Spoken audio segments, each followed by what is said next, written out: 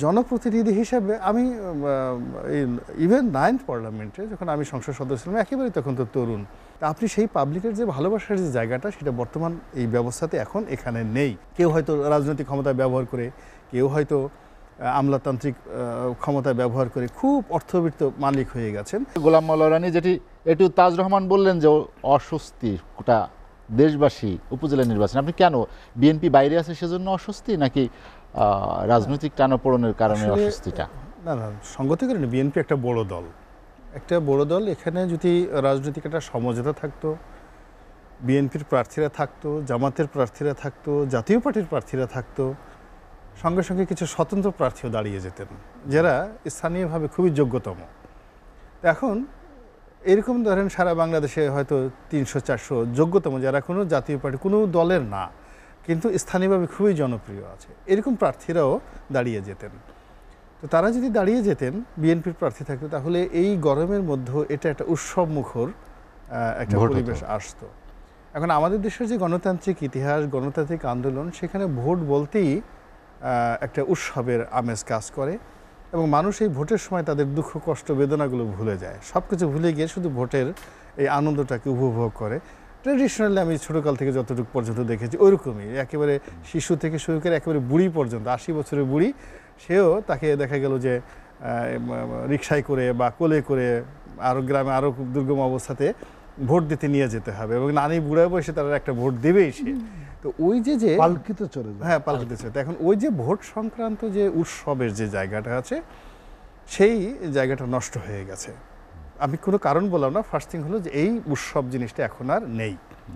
2 নম্বরে যেটা এসছে সেটা হলো যে ভোটের ফলে আমি I could remember in 1973 or 74 even তখন যদি গ্রামে একটা মেম্বার ইলেকশন নির্বাচিত হতেন, আসলে আমার কাছে মনে হতো গ্রামের সবচেয়ে যোগ্যতম লোকটাই মেম্বার হয়েছে।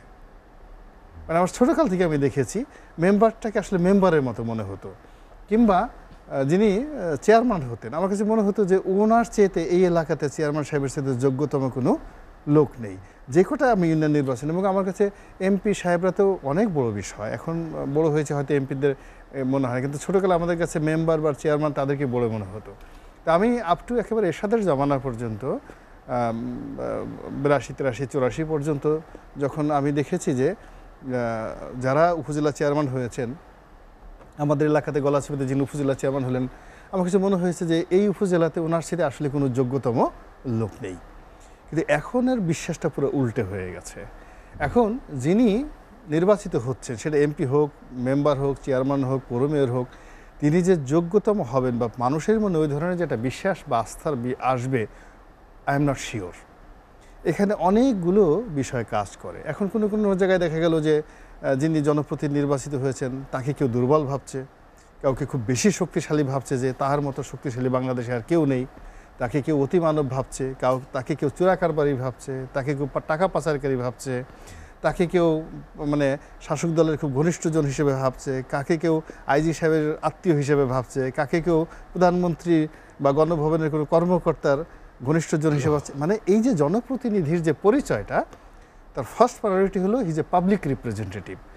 এটার পরিবর্তে সেখানে সে কার আজ্ঞাবহ বা তার পেশা কি, সে কি ব্যবসায়ী বা সে ধনী কিনা, কত টাকা দিয়ে নমিনেশন পেয়েছে, অমুক কর্মকর্তাকে কত টাকা দিয়েছে, এত ভোট সে পেল কি করে, এইভাবে তো ভোট যায় নাই, তার ওখানে ভোট পড়লো কি করে, এই জিনিসগুলো নিয়ে আলোচনা হচ্ছে। কিন্তু ফলে কি হচ্ছে, ঠিক ওয়ালটন ফ্রিজ কিনে অনেকের মতো আপনিও হয়ে যেতে পারেন মিলেনিয়াল, সেরা পণ্যের সেরা অফার। জনপ্রতিনিধি হিসেবে আমি ইভেন 9th পার্লামেন্টে যখন আমি সংসদ সদস্য ছিলাম একেবারেই তখন তো তরুণ। তো সেই সময়টা তো আমি দেখেছি যে প্রশাসনের কর্তা ব্যক্তিরা আমাদেরকে যে সম্মান করতেন, মর্যাদা দিতেন। এসপি বা ডিসি সাহেবরা একজন সংসদ সদস্য, অন্ততপক্ষে আমি পটুয়াখালী ডিস্ট্রিক্টে আমাদের কারোর সাথে কথা বলবেন মানে মুখের উপরে, এটা তো আমরা কল্পনাই করতে পারতাম না 2013-14 সন পর্যন্ত। এমনকি সচিবালয়ে গেলে যারা সচিব পর্যন্ত যারা লোকজন আছেন, 2-4 জন হয়তো স্যার বলতেন না, কিন্তু বেশিরভাগই কিন্তু স্যার বলতেন, সচিবরা পর্যন্ত।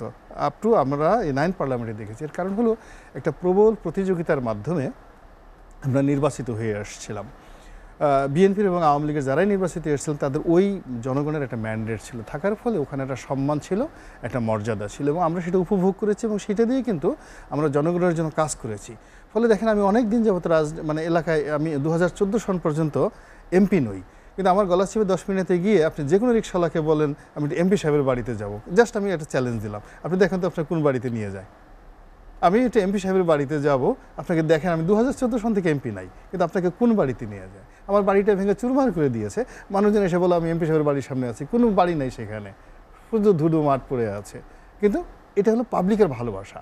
তা আপনি সেই পাবলিকের যে ভালোবাসার যে জায়গাটা সেটা বর্তমান এই ব্যবস্থাতে এখন এখানে নেই।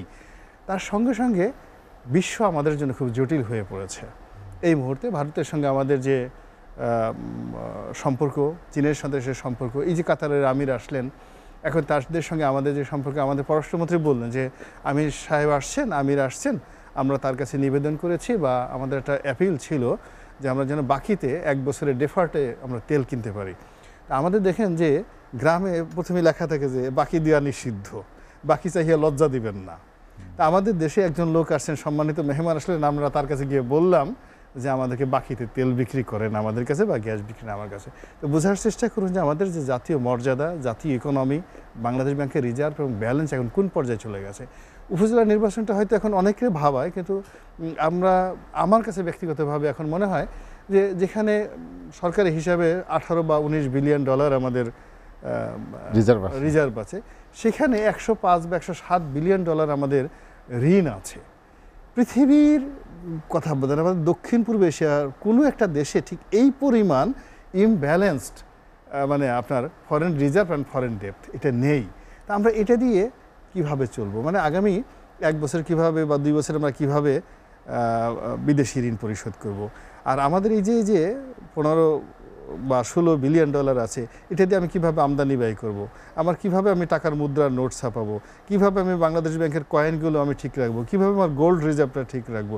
এই জিনিসগুলো আমাদের দেশে যারা কিছু লোক আছেন, রাজনীতিবিদ করেন বা সাবেক সংসদ সদস্য ছিলেন, তারা এই জিনিসগুলো নিয়ে চিন্তা করেন। স্টেক হোল্ডার, কারণ দেশটা ভালো থাকলে আলটিমেটলি আমরা সবাই ভালো। আর দেশটা যদি ভালো না থাকেন, এই আপনি দেখেন চুরি চামারি করে কিছু টাকা, হয়তো রাজনীতিতে এই 2009 সনের আগে অনেক লোকের ঘরে চাল ছিল না, চুলা ছিল না, এখন গিয়ে দেখেন গাল গুল ফুলে তেল মেল হয়ে অস্থির হয়ে গেছে। এদের সংখ্যা কত? খুব অল্প, বেশিরভাগ তো আমজনতা। দেশটা ভালো থাকলে, এই আমজনতা ভালো থাকলে আপনি আমি রাজনীতি করতে পারবো, টিভিতে টকশো করতে পারবেন। কিন্তু এই যে কিছু যারা লোকজন আছে যারা খুব রাতারাতি, কেউ হয়তো রাজনৈতিক ক্ষমতা ব্যবহার করে, কেউ হয়তো আমলাতান্ত্রিক ক্ষমতা ব্যবহার করে খুব অর্থবিত্ত মালিক হয়ে গেছেন এবং একেবারে রাঘব বোয়ালের মতো, নীল তিমির মতো হিউজ মানি করে ফেলছেন। এবং এদের দেখেন 99% মানে মানি হলো আনইউজেবল। এরা হয়তো বিদেশে টাকা রেখেছে, ওটা আর আনতে পারবে না, বাজেয়াপ্ত হয়ে যাবে। বাংলাদেশে রেখেছে, ওইটা নন প্রোডাক্টিভ খাতে বাজেয়াপ্ত হয়ে যাবে। মানে মূল যে অর্থনীতির একটা চাকা আছে, সেই চাকার সঙ্গে যখন চাকার বাইরে গিয়ে ঠিক আনপ্রোডাক্টিভ লোকের পকেটে চলে যায়, তখন পুরো ইকোনমি যে ঝুঁকির মধ্যে থাকে, সেরকম একটা সর্বোচ্চ ঝুঁকির মধ্যে আমরা আছি। তো এরকম একটা ঝুঁকির মধ্যে থেকে উপজেলা নির্বাচন বা এমনকি জাতীয় নির্বাচন, এইগুলোর পেছনে কারণ কি? যে আপনি কি বললেন যে হঠাৎ করে অনেকে এখানে তো বেশি টাকার মালিক হয়ে যাচ্ছেন, জনপ্রতিনিধিরা ঠিকমতো সম্মান জায়গায় নেই। এটা যদি আজকে থেকে ধরেন, মানে এটা মানে খুব বেশি আমার আতেল কথা হয়ে যাবে। এই সমস্যাটা দীর্ঘদিন থেকে আসছে, মানে দুর্নীতিতে ক্রমবর্ধমান হারে বাড়ছে। আমাদের মানে এমন কেউ আসেননি রাজনীতিতে স্বাধীনতার পরে যারা আগের সরকারের মন্দ কর্মগুলোকে বাদ দিতে পেরেছে, যে আমি ও মন্দ কাজ করেছে, আমি এই মন্দ কাজ করব না, আমি ভালো কাজ দিয়ে মন্দ কাজের প্রতিশোধ দেব। এইরকম কোনো মহামানব আমাদের এই রাজনীতিতে আসেনি। সবার মধ্যে প্রতিশোধ স্পৃহে কাজ করেছে এবং এখনও করছে। এবং এখন যারা ক্ষমতা আছে তাদের যেমন ভয়, অনাগত দিনে যদি তাদের প্রতিপক্ষ আসে কী ধরনের প্রতিশোধ নেওয়া হবে। আর এখন আগামীতে যারা ক্ষমতা আসতে চায় তারা আগেই ডায়েরিতে নোট রেখেছে যে কার উপর কতটা প্রতিশোধ নেবে, কাকে পাড়াবে, কার কান ধরে মলবে, কাকে জেলে ঢুকাবে, কারে ক্রস ফায়ারে ফেলবে, অল আর লিস্টেড।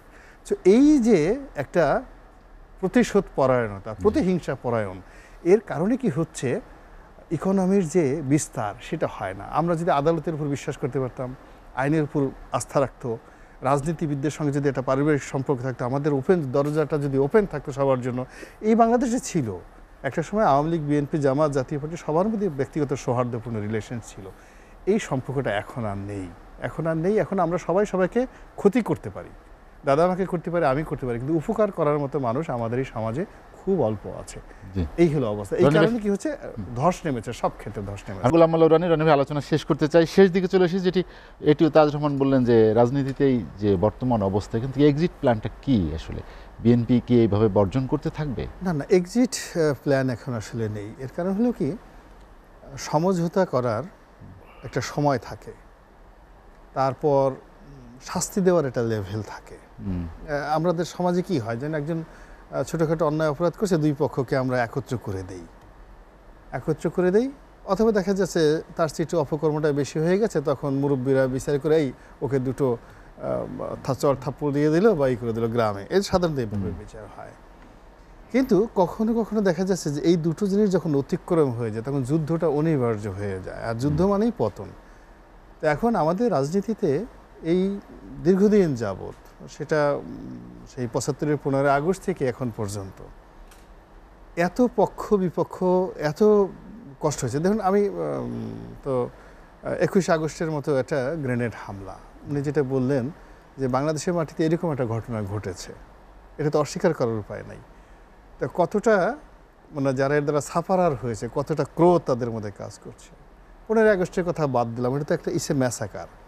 কিংবা ধরেন বর্তমান প্রধানমন্ত্রী যখন চিটং গিয়েছিলেন, তখন তার সেই জনসভার উপর 18 জন লোক মেরে ফেলো গুলি করে, ডাইরেক্ট ব্রাশ, লালদিঘি ময়দানের। আচ্ছা, আবার দেখা গেল যে ওই ৩২ নম্বরে ফ্রিডম পার্টির লোকগুলো পাঠিয়ে দিয়ে ডাইরেক্ট গুলি করে সমস্ত কিছু করে ছেড়ে দিয়ে আবার তাদেররা সংসদে চলে গেল। এই জিনিসগুলো তো বাংলাদেশে হয়েছে, আওয়ামী লীগের মধ্যে হয়েছে, বিএনপির মধ্যে, জাতীয় পার্টির মধ্যে। ফলে আমরা রাতারাতি চাইলেও এখানে আসলে বুক মেলানো সম্ভব নয়। তো এইগুলো বাড়ছে, অনেক বেড়ে গেছে, বাড়তে বাড়তে এখন যে পর্যায়ে চলে আসছে, আমাদের সবাইকে পরিণতি ভোগ করতে হবে। বিএনপি যেভাবে পরিণতি ভোগ করছে, জাতীয় পার্টি যেভাবে পরিণতি ভোগ করছে, আবার আওয়ামী লীগকেও তার পরিণতি ভোগ করতে হবে। এবং পরিণতি ভোগ করার পরে একটা দমড়ানো চমড়ানো কিছু একটা হবে। এখন নতুনভাবে একটা কিছু গজিয়ে উঠবে, সেটা গণতন্ত্র হতে পারে, স্বৈরতন্ত্র হতে পারে, রাজতন্ত্র হতে পারে। কিন্তু এই যে হযবরল যে অবস্থাটা চলছে, এত কষ্ট নিয়ে, এত ফাঁকফোকর নিয়ে, এত গর্ত নিয়ে, ওই গর্তে ইঁদুর বসে আছে, ওখানে গোকরা সাপ বসে আছে, ওখানে গুই সাপ বসে আছে, ওখানে ভূত আছে, প্রেত আছে। অর্থাৎ রাজনীতির যে বাঘগুলো, একটা জায়গাতে কেউ কাউকে বিশ্বাস করতে পারছে না, একটা সিঙ্গেল ওয়ান। আমরা 2014 সনে যে বেদনা ছিল, সেটা 2018 সনে 20 গুণ হয়ে গেছে। 2018 সনে যে বেদনা 2024 সনে সেটা 2000 গুণ হয়ে গেছে। আর এখন তো মানে সমস্ত বেদনা মানে পৃথিবীর মাটি ছেড়ে আসমানে চলে গেছে, সরাসরি আল্লাহর কাছে। এখন সবাই বলতেছে, আল্লাহ ডাইরেক্ট গজব ছাড়ার তোমার কাছে ছোট কিছু চাই না, ডাইরেক্ট গজব, আমের মধ্যে আমার মেরে ফেলো, ইভেন আমাকে মেরে ফেলো, কিন্তু একটা সমাধান তুমি দিয়ে দাও। একটা ঐশ্বরিক সমাধান মানুষ চাচ্ছে। It's a massive and disaster. মানুষ যখন নিজের প্রতি আস্থা হারিয়ে ফেলে, আজ আপনি দেখেন আমাদের উচিত কি, আমাদের প্রতিপক্ষ, রাজনৈতিক যদি প্রতিপক্ষ থাকে, আমরা তাদেরকে মোকাবেলা করতে হবে। We must have the power. আমরা সেই পাওয়ারটা হারিয়ে ফেলেছি। আমরা এখন সেই মানে আওয়ামী লীগকে মোকাবেলা করার কথা এখন বিএনপি কোনো লোক কল্পনা করে না। বিএনপি কী করতেছে, সে আল্লাহর দরবারে নালিশ দিচ্ছে, জিকির করছে, আজকার করছে, হ্যাঁ, অভিশাপ দিচ্ছে। তো যখন এইরকম একটা অভিশাপের পর্যায়ে চলে যায়, তখন কখনো পৃথিবীতে 1000 বছর ইতিহাসে সমাধান হয়নি, ডিজাস্টার এসছে।